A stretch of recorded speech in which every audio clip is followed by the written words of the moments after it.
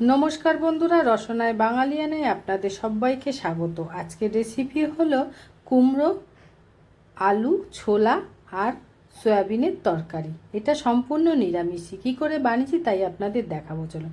এখানে কুমড়োগুলো নিয়েছি, কুমড়োগুলোকে কিছু ছাল ছাড়িয়েছি আর কিছুটা ছাড়াইনি।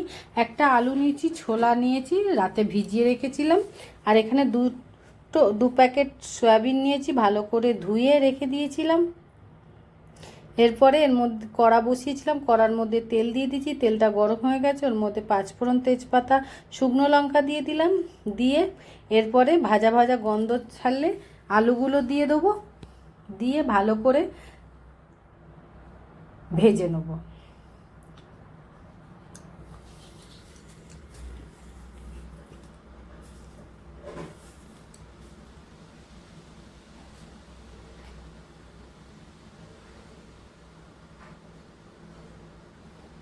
আলুগুলোকে আমি লাল লাল করে ভাজবো। এরপর আলু ভাজা হয়ে গেছে, এরপর আমি কুমড়োগুলো দিয়ে দিচ্ছি। বন্ধুরা, ভিডিওটা প্রথম থেকে শেষ অবধি দেখবেন।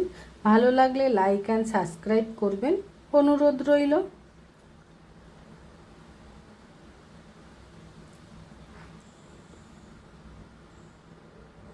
এবার ছোলা দিয়ে দিলাম, ছোলা দিয়ে আবারও ভালো করে নেড়ে দিচ্ছি। ওপর নিচ করে দিতে হবে, নইলে তলায় লেগে যেতে পারে। আর এমনি কুমড়ো থেকে একটু জলও ছাড়ে। এরপর আমি সয়াবিনগুলো দিয়ে দিলাম,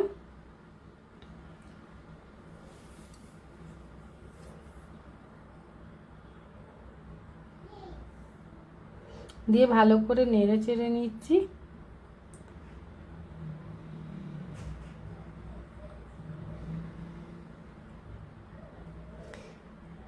এরপর আমি স্বাদ মতো নুন দিয়ে দিচ্ছি।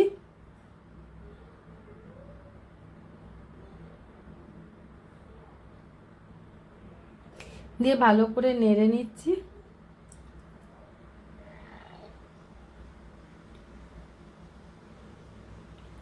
দিয়ে এখানে আমি নারকেল কুড়ো করেছিলাম, ওই নারকেল কুড়ো দিয়ে দিচ্ছি। দিয়ে ভালো করে নেড়ে নিচ্ছি।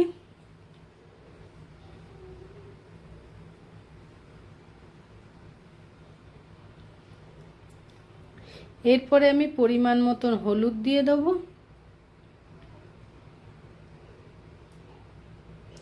হলুদটা দিয়ে ভালো করে আমি আবারও নেড়ে নিচ্ছি।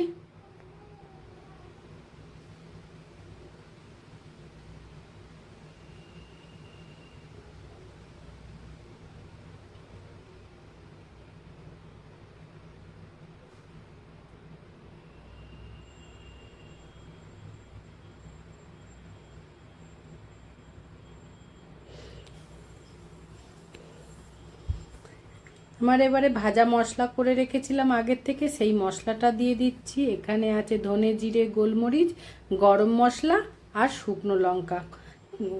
ভালো করে ভেজে মিক্সিতে গুঁড়ো করে নিয়েছি, সেই মশলাটা দিয়ে দিলাম। দিয়ে ভালো করে এবারে কষিয়ে নিচ্ছি।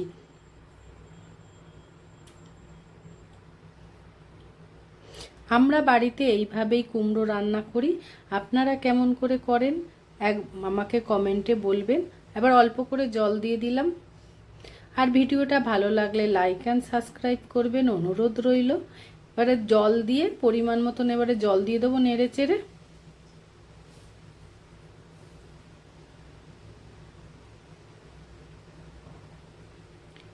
দিয়ে এবার ঢাকনা চাপা দিয়ে দিলাম, 10 মিনিটের মতন রেখে দিলাম। দিয়ে এবার ঢাকনা সরিয়ে আবারও ওপর নিচ করে দিচ্ছি, যাতে তলায় না লেগে যায়।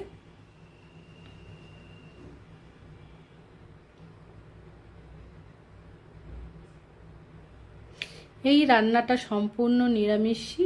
উপোসের দিনে আমরা এইভাবে খেয়ে থাকি। এবার 1 চামচ চিনি দিয়ে দিলাম। চিনিটা দিলে স্বাদটা আরও সুন্দর হয়ে যায়, আরও খেতে ভালো লাগে। কাঁচা কুমড়োর এমনি কোনো স্বাদ নেই। এবার 1 চামচ ঘি দিয়ে দিলাম, দিয়ে ভালো করে মিশিয়ে নেব।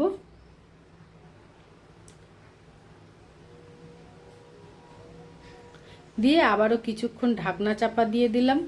দিয়ে গ্যাসটা জোরে করে এরপরে ঢাকনা সরিয়ে গ্যাসটা বন্ধ করে দিলাম। এইভাবে বাড়িতে বানিয়ে খেয়ে দেখবেন, ভালো লাগলে লাইক অ্যান্ড সাবস্ক্রাইব করবেন অনুরোধ রইল। ভিডিওটা প্রথম থেকে দেখার জন্য ধন্যবাদ।